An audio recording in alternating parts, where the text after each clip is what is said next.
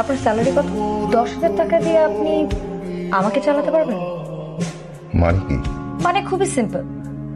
আমি প্রত্যেকদিন 40 to 50,000 টাকা খরচ করি, সেখানে আপনি আমাকে মান্থলি 10,000 টাকা দিয়ে কিভাবে চালাবেন?